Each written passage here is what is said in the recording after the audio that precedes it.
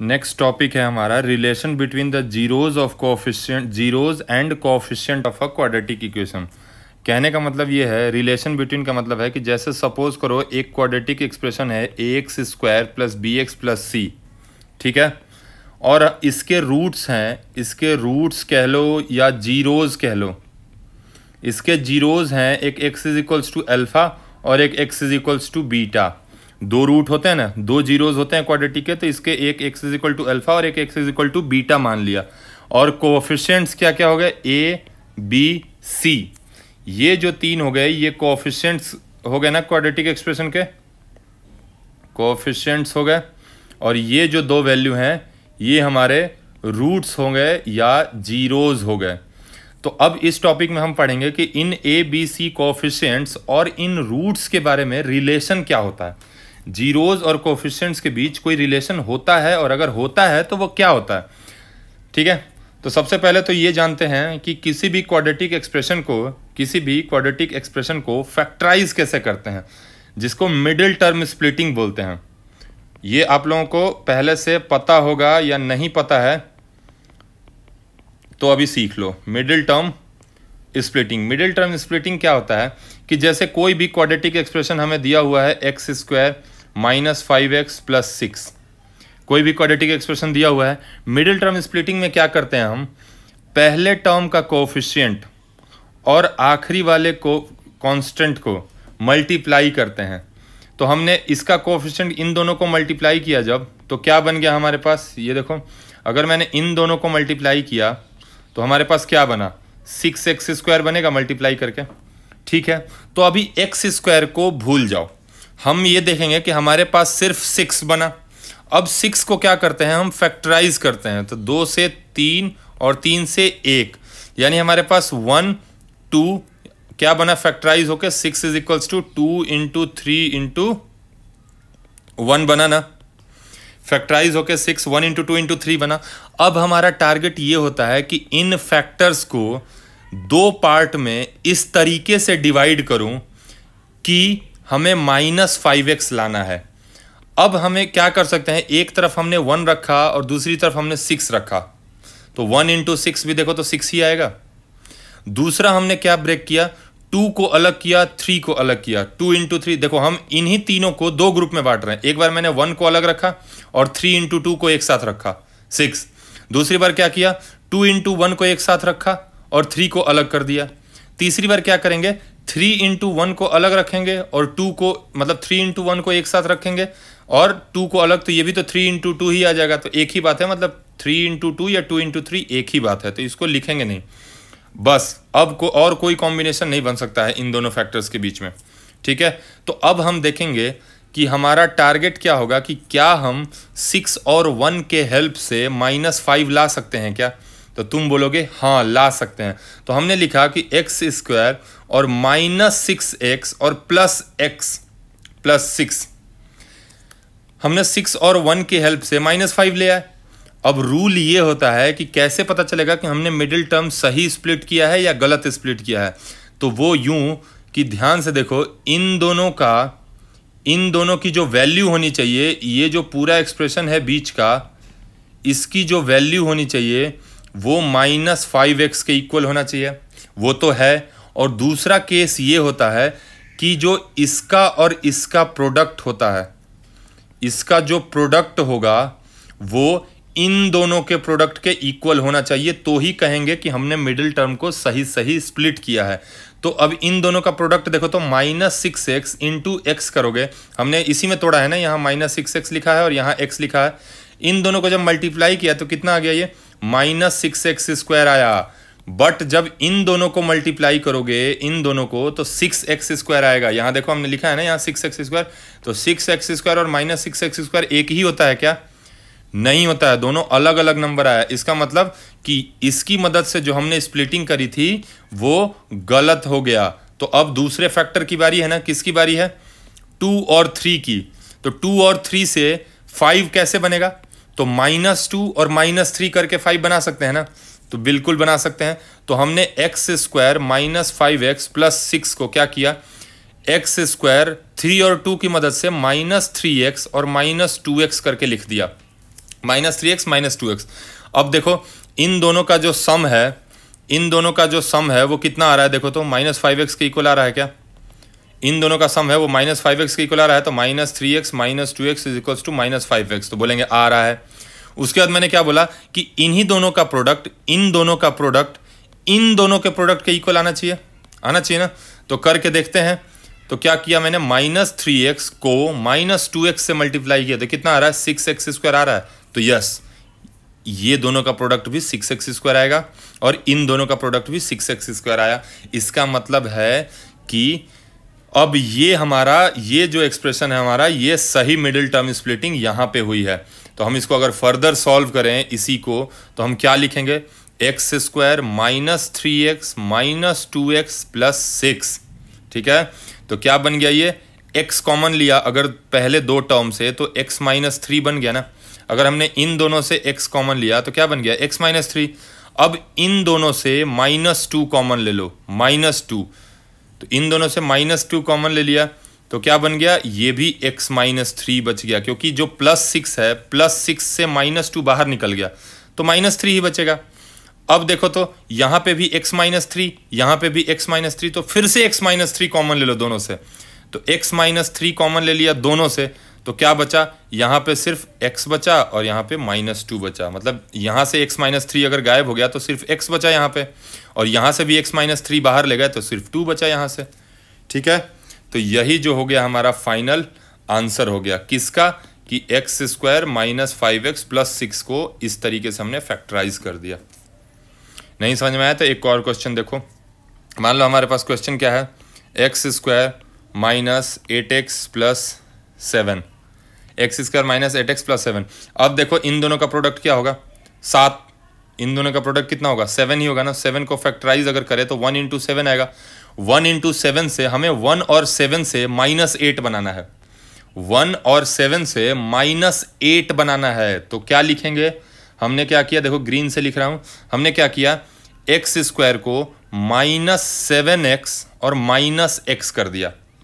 देखो तो यहाँ पे 1 लिखा है मैंने, 1, और यहाँ पे -7 लिखा है, तो 7 और 1 की मदद से मैंने -8 बनाया ना, -7 और -1।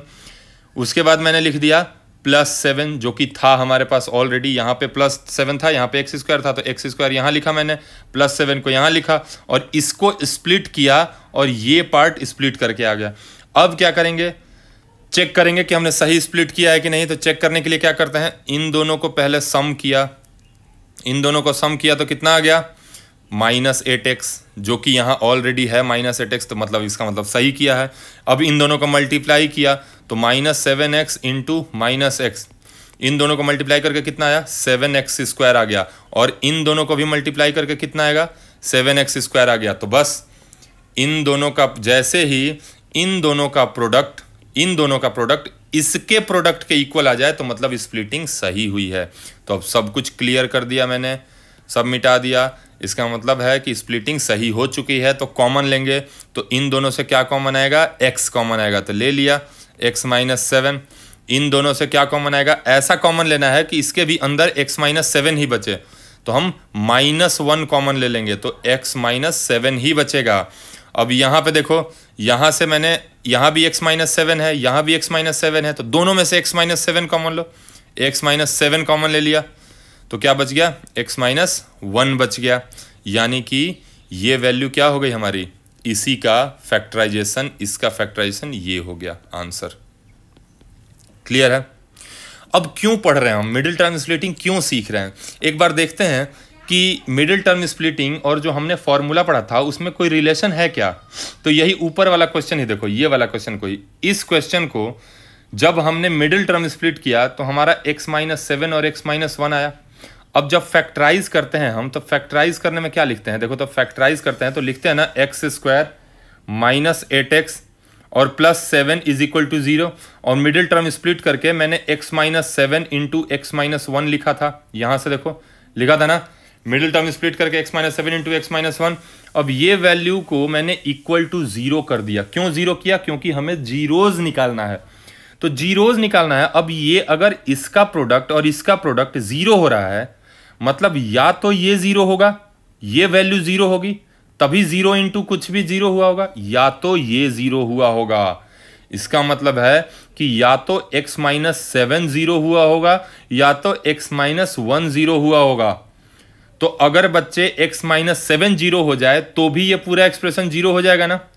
तो यहां से क्या आएगा, x इज इक्वल्स टू 7, और दूसरे वाले को जब करेंगे तो क्या आएगा, x इज इक्वल टू 1। कहने का मतलब है कि इस एक्सप्रेशन को हम प्रोडक्ट ऑफ 2 के फॉर्म में लिख दिया फैक्टराइज करके। अब अगर एक प्रोडक्ट भी 0 होगा, लाइक x माइनस 1 भी अगर 0 होगा, तो ये पूरा वैल्यू 0 होगा ना। तो अगर इन दोनों का प्रोडक्ट 0 है तो मैंने क्या बोला कि x माइनस 7 जो है वो 0 हो गया।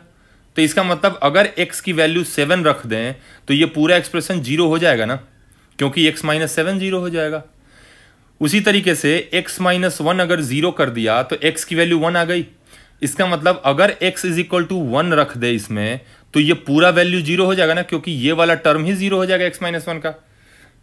इसका मतलब है बालक कि x इज इक्वल टू 7 रखने पे भी ये पूरा 0 हो जा रहा है, और x इज इक्वल टू 1 रखने पे भी ये वाला 0 हो जा रहा है। तो हम लिख सकते हैं कि x इज इक्वल्स टू 1 और x इज इक्वल्स टू 7 जो है ये दो जीरोज ऑफ क्वाड्रेटिक हैं। कौन से क्वाड्रेटिक? वो जो x square minus 8x plus 7 है, इसके दो जीरोज हैं, x is equal to 1, x is equal to 7। अब ये जो है हर क्वेश्चन मिडिल टर्म स्प्लिट करके जीरोज नहीं निकाल सकते, इसीलिए हमें Sridharacharya formula x is equals to minus B plus minus root under B square minus 4ac by 2a दिया हुआ है कि हर क्वाड्रेटिक होगा उसको हम मिडिल टर्म स्प्लिट करके नहीं सॉल्व कर सकते। कुछ ऐसे भी होंगे जो मिडिल टर्म से कभी होंगे ही नहीं, फंस के रह जाओगे। तो उस चक्कर में क्या करते हैं, डायरेक्टली फॉर्मूला लगाते हैं और आंसर आ जाता है दोनों रूट्स। ठीक है, एक एग्जाम्पल देखो। एक एग्जाम्पल मैंने लिया, सपोज करो मैंने ले लिया 2x स्क्वायर, ठीक है, minus 5x minus 2 is equal to 0। मैंने बोला इसके रूट्स निकालो या इसके जीरोज निकालो। तो इसके जीरोज निकालने के लिए क्या करेंगे हम, सबसे पहले 2x square minus 5x minus 2 को 0 कर दिया। मिडिल टर्म स्प्लिटिंग करें अगर, तो मिडिल टर्म स्प्लिटिंग में क्या करेंगे, इन दोनों का प्रोडक्ट किया तो कितना हो गया, 2x स्क्वायर इंटू माइनस 2 यानी माइनस 4x स्क्वायर हुआ ना, माइनस 4x स्क्वायर। अब हमें बाकी चीज़ों से तो मतलब नहीं होता है, हमें सिर्फ 4 से मतलब होता है। तो 4 को हम ब्रेक करेंगे तो 2 इंटू 2 लिख सकते हैं या 1 इंटू 4 लिख सकते हैं बस। अब देखो हमें बनाना कितना है, माइनस 5x। तो 2 इंटू 2 की मदद से 2 और 2 की मदद से हम 5 बना सकते हैं क्या? कभी भी जोड़ या घटा के नहीं बना सकते, क्योंकि मैक्सिमम क्या होगा 2 प्लस 2 4 और मिनिमम क्या होगा 2 माइनस 2 0। 4 बना नहीं सकते, 5 तो बना ही नहीं सकते। तो 1 और 4 से हम कोशिश करेंगे कि माइनस 5 बनाएं। तो सबको पता है कि माइनस 1 और माइनस 4 कर दूं तो माइनस 5 बन जाएगा। इसका मतलब है कि हमने 2x स्क्वायर को ऐसे ही लिखा, माइनस 5x को अब क्या लिख दिया, माइनस x माइनस 4। क्लियर है? और माइनस 2 को वैसे ही छोड़ दिया इज इक्वल टू 0। अब चेक करेंगे ना कि मिडिल टर्म सही स्प्लिट किया है कि नहीं। क्या तरीका है चेक करने का, इसकी वैल्यू है, यहाँ x छूट गया है, x लिख दो यहाँ, माइनस 4x होगा। क्या तरीका है चेक करने का, इसकी वैल्यू जो है वो 5x के इक्वल होना चाहिए और इन दोनों का प्रोडक्ट जो है वो इसके इक्वल होना चाहिए, माइनस 4x स्क्वायर के इक्वल होना चाहिए। तो बात खत्म। जब हमने देखा कि इसकी वैल्यू तो माइनस 5x आ रही है, माइनस x और माइनस 4x तो सही है, इन दोनों का प्रोडक्ट किया तो माइनस x और माइनस 4x जब किया, minus x into minus 4x किया तो कितना आ जा रहा है, ये तो प्लस 4x का स्क्वायर आ जा रहा है, प्लस 4x का स्क्वायर आ जा रहा है ना। तो इसका मतलब है कि ये मिडिल टर्म स्प्लिटिंग सही नहीं किया है, मतलब ये क्वेश्चन मिडिल टर्म स्प्लिटिंग से सही होगा ही नहीं। क्यों? क्योंकि भाई जो दो फैक्टर्स हमने निकाले थे उसकी मदद से, ये देखो ये जो यहाँ पे ये जो हमने दो फैक्टर निकाले थे तो हमारे पास क्या बना था, या तो 2 इंटू 2, तो इससे हम 5 बना ही नहीं सकते। दूसरा क्या लिया, 1 इंटू 4, और 1 इंटू 4 से हम माइनस 5 तो बना रहे हैं। कैसे बना रहे हैं, माइनस 1 इंटू माइनस 4, मतलब minus x minus minus 4x, तो ये तो 5x तो बन जाएगा। लेकिन इन दोनों का प्रोडक्ट जो है वो इन दोनों के प्रोडक्ट के इक्वल आना चाहिए ना, -4x² के इक्वल आना चाहिए ना, बट इन दोनों का प्रोडक्ट तो +4x² आ रहा है, जबकि लाना कितना था हमें, -4x²। इसका मतलब मिडिल टर्म स्प्लिटिंग ऐसे नहीं कर सकते, तो मिडिल टर्म स्प्लिटिंग से ये पॉसिबल ही नहीं है कि तुम सॉल्व कर लो। तो हमने क्या किया, सीधा सीधी वो फार्मूला लगाया।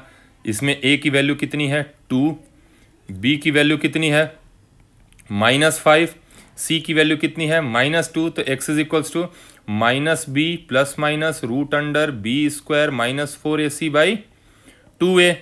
तो x is equals to -b plus minus -b की वैल्यू रख देता हूँ, -b कितना हो जाएगा -5 प्लस माइनस √b² यानी 25 -4 × 2 × -2 बाई 2a, मतलब 2 2 जा 4, यानी x की वैल्यू कितनी होगी 5 प्लस माइनस √25 प्लस 16। प्लस क्यों हो गया, क्योंकि एक यहाँ माइनस है और एक यहाँ माइनस है, इसकी वजह से प्लस हो गया, डिवाइडेड बाई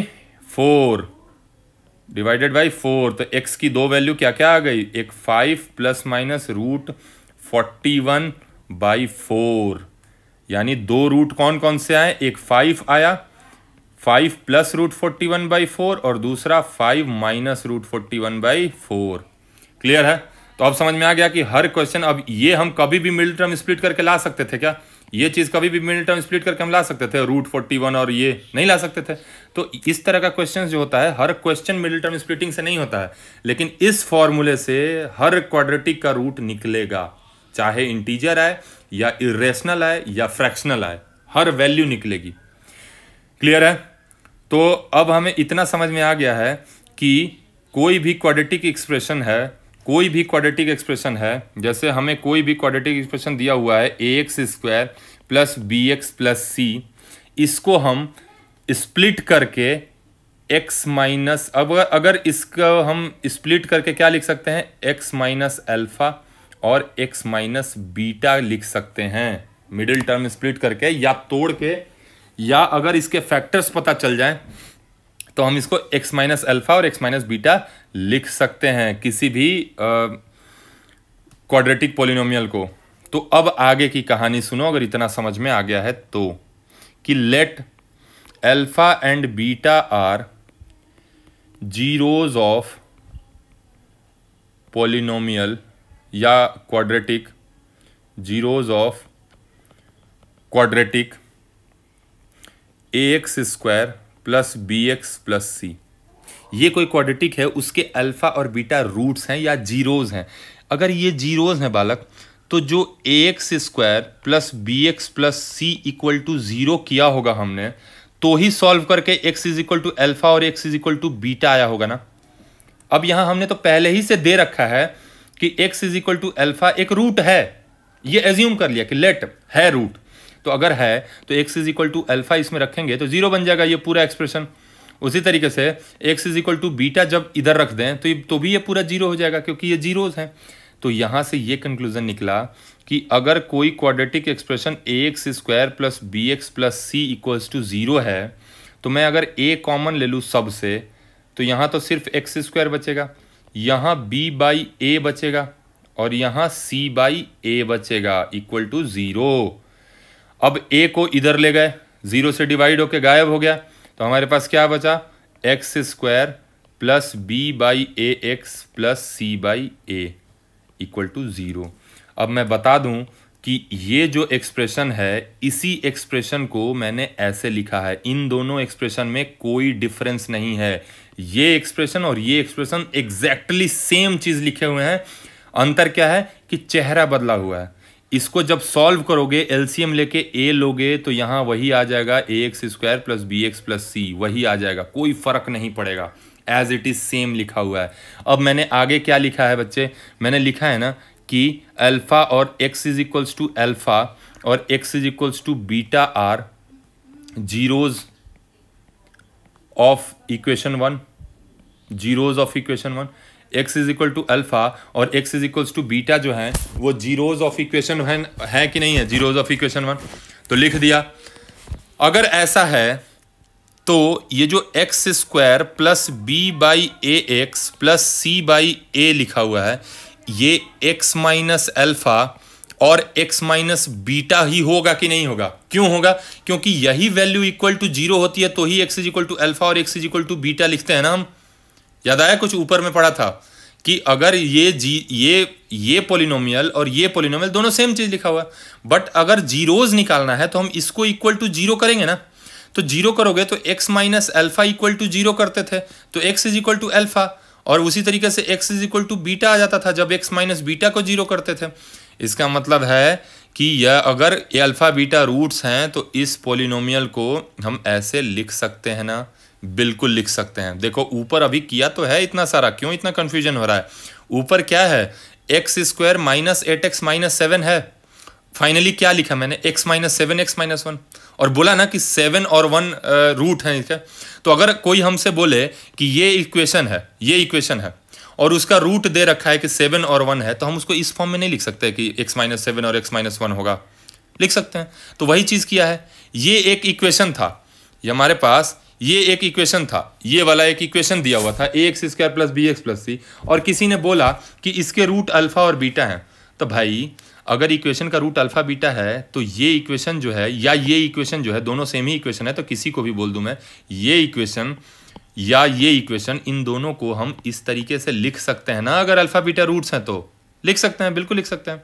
इसका मतलब है बालक कि X square plus B by A X plus C by A को अगर अब इसको मल्टीप्लाई करूं तो X square minus beta X minus alpha X plus alpha beta होगा, मल्टीप्लाई करके होगा।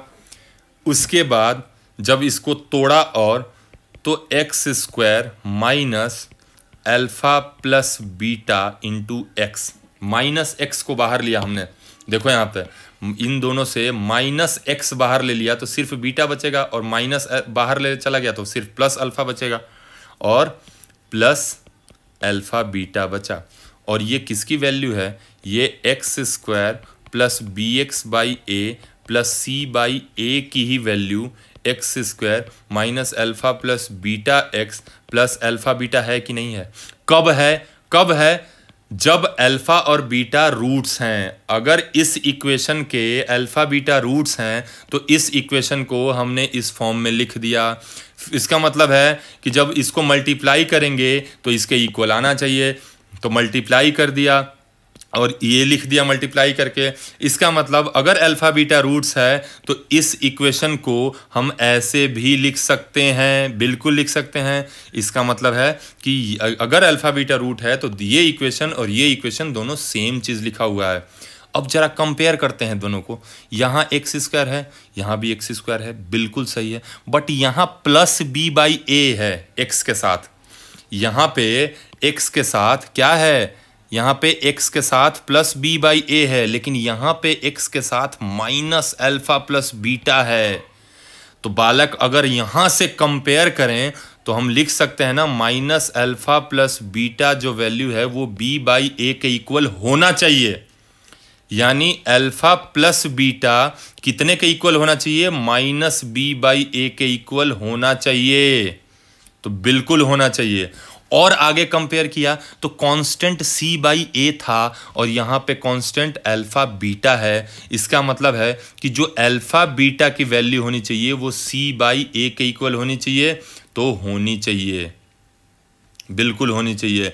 तो यहाँ से बच्चे क्या कंक्लूजन निकला कि अगर A x square plus B x plus C, अगर A x square plus B x plus C कोई क्वाड्रेटिक इक्वेशन है और अल्फा बीटा उसके रूट्स हैं, तो alpha plus beta minus B by A और alpha beta plus C by A आएगा। एक बार और देखो, इसको मैं नोट करके लिख लो, नोट करके, if alpha beta are roots of, if alpha beta are roots of A x square plus B x plus C equals to 0, मतलब ए बी सी क्या है? Coefficient of x square, coefficient of B x और coefficient of constant, मतलब A B सी। और alpha beta अगर roots हैं तो alpha plus beta की वैल्यू क्या आई थी? माइनस बी बाई ए, यानी minus coefficient of x by coefficient of x square होगा। और अल्फा बीटा हमारा रूट है, तो अल्फा प्लस बीटा क्या होता है? सम ऑफ रूट्स। इसको हम यहाँ से ऐसे भी लिख सकते हैं कि सम ऑफ रूट्स जो होता है वो कितना होता है किसी भी इक्वेशन का? तो -b/a, ठीक है। और अल्फा इंटू बीटा क्या आया हमारा? देखो यहाँ पे अल्फा इंटू बीटा क्या आया? c/a। तो अल्फा इंटू बीटा कहने का मतलब है कि प्रोडक्ट ऑफ रूट्स कितना आ जाएगा? अल्फा इंटू बीटा कितना आ जाएगा? Product of roots alpha into beta कितना होगा? c/a। क्लियर है? तो इसको बालक रट जाओ, जितना अच्छे से हो सकता है रट सकते हो। इस इक्वेशन को जितना अच्छे से रट सकते हो रट जाओ, तुम्हारे बहुत काम आएगा। ये बुढ़ापे तक का सहारा बनेगा। ये दो फार्मूला अगर क्वाड्रेटिक की जहाँ भी चर्चे होंगे या क्यूबिक के, ये दो फार्मूला मोस्ट इंपॉर्टेंट फार्मूला है कि अगर ax² + bx + c है तो a b c आर कोफिशिएंट्स और अल्फा बीटा आर रूट्स। ठीक है, याद रखना कि सम ऑफ रूट्स -b/a और प्रोडक्ट ऑफ रूट्स c/a होता है। अब चलो इसको हम चेक करते हैं कि क्या सही है, ऐसा होता है कि नहीं होता है। तो एक क्वेश्चन लिखा मैंने, कोई क्वेश्चन लिया x² - 10x प्लस कितना ले लिया जाए? 16 -10x + 16 ले लिया। ठीक है, इसको सॉल्व कर रहे हैं हम। तो सबसे पहले तो इसको श्रीधराचार्य फार्मूला से हमने मान लिया इसका रूट जो है वो अल्फा और बीटा है। ठीक है, ये क्वेश्चन देखोगे सब क्लियर हो जाएगा। Let alpha and beta are roots या जीरोज ऑफ द क्वाड्रेटिक। ये जो क्वाड्रेटिक मैंने ऊपर में लिखा हुआ है, ये क्वाड्रेटिक, इसका रूट मैंने एज्यूम कर लिया कि अल्फा और बीटा है। अब रूट निकालते हैं। तो x = पहले तो a b c लिख लो। कितना है भाई? a की वैल्यू है 1, b की वैल्यू है -10 और c की वैल्यू है 16। तो भाई रूट क्या होंगे? x = -b ± √b² - 4ac। ये फार्मूला तो अब रट जाना चाहिए बाई 2a। तो x = -b यानी -10 ± √b² - 4ac यानी -10 का स्क्वायर -4 × 1 × 16 बाई 2 टाइम्स a, और a 1 है तो 2 टाइम्स 1 यानी x = -10 इज +10 ± √10 का स्क्वायर 100 -64 4 × 16 डिवाइडेड बाई 2। x = 10 ± √36/2 यानी x की दो वैल्यूज आई। एक x = इसको थोड़ा सा मैं छोटा करता हूँ, जगह बहुत ले रहा है ये, ऐसे, हाँ ठीक है। तो ज़्यादा छोटा हो गया क्या? चलो थोड़ा सा बड़ा कर लो, क्या पता हो सकता है दिख ना रहा हो। अब ठीक है, तो यहाँ से x की दो वैल्यूज आई। x = क्या आया हमारा? एक आ गया 10 + √36 इज 6/2 और दूसरा आ गया x = 10 - 6/2। √36 की वैल्यू 6 होता है यानी 16/2 8 और 10 - 6 इज 4, 4/2 इज 2। तो दो रूट निकला ना हमारा, एक रूट निकला 8, एक रूट निकला 2। तो हमने जब कैलकुलेट किया तो हमने लिख दिया यहाँ पे कि भाई हमारा एक रूट अल्फा जो है वो 8 आया है, क्योंकि हमने अल्फा बीटा को ही रूट माना था, और बीटा जो है वो 2 आया है। अब हमें कैसे पता होगा कि अल्फा ही 8 है बीटा ही 2 है? तो वो हमने अपने मन से लिख दिया। तुम्हारी मर्जी, तुम अल्फा को 2 मान लो या बीटा को 8 मान लो, मर्जी मेरी, क्योंकि हमने लिखा है ना अल्फा बीटा रूट्स है। तो एक रूट अल्फा है और एक रूट बीटा है ना, तो मेरी मर्जी, मैं अल्फा को 8 बोलूं चाहे अल्फा को 2 बोल दूं, तो दूसरा वाला ऑटोमेटिकली अनदर रूट हो जाएगा। तो अल्फा = 8 बीटा = 2। कोई बच्चा ऐसा भी लिखेगा कि अल्फा = 2 बीटा = 8, वो भी ठीक है, क्योंकि अल्फा बीटा रूट्स हैं। तो जरूरी क्या है कि पहले वाले को ही अल्फा बोलेंगे? ऐसा कोई कसम तो नहीं खाया हमने। ठीक है, तो रूट हो गए। अब अभी हमने पढ़ा है अभी अभी जस्ट हमने पढ़ा है ऊपर में कि भाई इस इक्वेशन का a तो 1 है, b जो है वो -10 है और c जो है वो 16 है। देखो इस इक्वेशन को अभी अभी पढ़ा था ना। इसका मतलब अगर अल्फा बीटा रूट है तो जो सम ऑफ रूट आएगा वो -b/a आना चाहिए ना। अभी पढ़ा है, जस्ट ऊपर पढ़ा है। तो अल्फा प्लस बीटा जो होगा वो हम बिना सॉल्व किए बता सकते हैं कि -b/a होना चाहिए, यानी -10 जो कि b है -10 की वैल्यू कितनी है 1 यानी 10। यानी सम ऑफ रूट्स जो होगा वो हम इक्वेशन को देख के ही बता दिए कि 10 होगा -b/a। और प्रोडक्ट ऑफ रूट्स जब निकाला तो वो होता है c/a।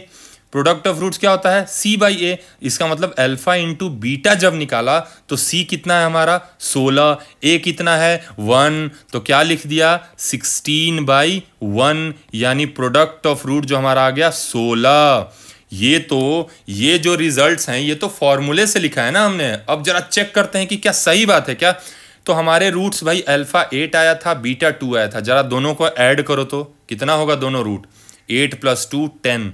देखो डायरेक्टली आ गया। 8 × 2 प्रोडक्ट ऑफ रूट्स करो कितना आएगा 8 × 2 16। देखो यहां डायरेक्टली c/a से हम निकाल दिए थे यहां 16। क्लियर है। तो यही होता है क्वाड्रेटिक एक्सप्रेशन का सम ऑफ रूट्स और प्रोडक्ट ऑफ रूट्स की प्रॉपर्टीज। एक और क्वेश्चन लिखो कि verify sum and product of roots formula for equation. एक इक्वेशन ले लो, क्या ले लूँ मैं, x² - 18x + 1 ले लिया, -18x, या ऐसे ले लो x² - 11x + 18 ले लिया। ठीक है। सबसे पहला काम क्या करना है, हमें वेरीफाई करना है ना। तो हम पहले रूट्स निकालेंगे। यहाँ पे हम चुपचाप हमने क्या देखा कि भाई अगर फॉर्मूला के हिसाब से चलें तो a की वैल्यू 1 है, b की वैल्यू -11 है और c की वैल्यू 18 है।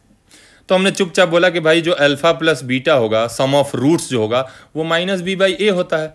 तो b हमारा कितना है -11 है ना। तो माइनस ऑफ b यानी -11/a, a की वैल्यू कितनी है 1। तो यानी अल्फा प्लस बीटा जो है हमारा डायरेक्टली 11 पता चल गया। हमें अल्फा बीटा तो नहीं पता है, लेकिन हमने सम उन दोनों का बता दिया कि 11 आना चाहिए अकॉर्डिंग टू फॉर्मूला। और प्रोडक्ट निकाला अल्फा इंटू बीटा, तो ये तो c/a होता है। तो c की वैल्यू है 18, a की वैल्यू है 1, तो अल्फा इंटू बीटा जो है वो 18 आ गया। बात खत्म। अब देखते हैं कि क्या ये फॉर्मूला जस्टिफाई कर रहा है कि नहीं कर रहा है। तो चलो पहले रूट निकाला सीरीधराचार्य फॉर्मूला से, तो -b ± √d/2a, यानी x = जहाँ d क्या होता है लिख लो, d b² - 4ac, जानते हो गए अब तक तो रट गया होगा। तो x = निकालना शुरू किया -b कितना है -11, यानी -11 ±√d यानी b² यानी -11 का स्क्वायर -4 × a यानी 1 और c यानी 18। c की वैल्यू 18 है, डिवाइडेड बाई 2a मतलब 2 × 1, क्योंकि a की वैल्यू 1 है।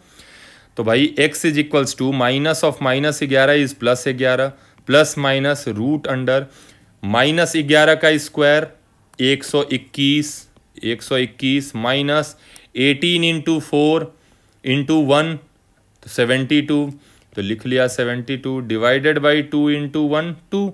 x की वैल्यू 11 ±√121 में से 121 में से 72 गया तो 49/2, यानी x की एक वैल्यू क्या आ गई 11 + 7/2 एंड दूसरी वैल्यू 11 - 7/2। ये 7 कहाँ से आया, √49 क्या होता है 7 ही तो होता है, तो एक बार +7 एक बार -7। तो 11 और 7 18 18/2 एंड x = 4/2, तो यहाँ से जब x निकाला तो 9 आ गया और x निकाला तो 2 आ गया। मतलब हमारे जो दोनों जीरोज़ आए हैं, देखो तो ज़रा वो कितने कितने आए हैं दोनों जीरोज़। थोड़ा सा स्क्रीन को छोटा किया जाए, देखो जो हमारे दोनों जीरोज़ आए हैं वो कितने आए हैं, x इज इक्वल टू 9 और x इज इक्वल टू 2। तो ज़रा बताना तो इन दोनों रूट्स का सम कितना होगा। दो रूट्स आए ना, इन दोनों का सम कितना होगा, 9 + 2 11। तो देखें जरा, तो हम तो ऑलरेडी फॉर्मूले से ही निकाल चुके हैं 11। फिर जरा इन दोनों का प्रोडक्ट किया कि भाई 9 × 2 कितना होता है, तो 9 × 2 18। देखा तो ऑलरेडी हम निकाल चुके थे फॉर्मूले पे। तो ये भी क्या हो गया हमारा, वेरीफाइड है। ये जो फॉर्मूला है इसमें वेरीफाइड है, इसका मतलब जो बताया गया है वो सही बताया गया है। ठीक है, समझ में आ गया। तो बस इसी को बोलते हैं relation between sum of roots and coefficient of quadratic expression. अगर समझ में आ गया तो बताना कि कैसा लगा वीडियो। नहीं समझ में आया तो एक बार फिर से देखो इस वीडियो को, हर चीज़ एक्सप्लेन किया हुआ है, समझ में आना चाहिए। नहीं आएगा तो बार बार देखो, इसका मतलब कि तुमने पीछे के लेक्चर्स अच्छे से नहीं देखे हैं तो ही नहीं समझ में आएगा। और अगर पीछे के लेक्चर्स देखे हैं तो मुझे नहीं लगता कि इसमें कहीं दिक्कत होनी चाहिए। ठीक है, बाकी जैसा हो कमेंट करके बताना कि कैसा लगा वीडियो।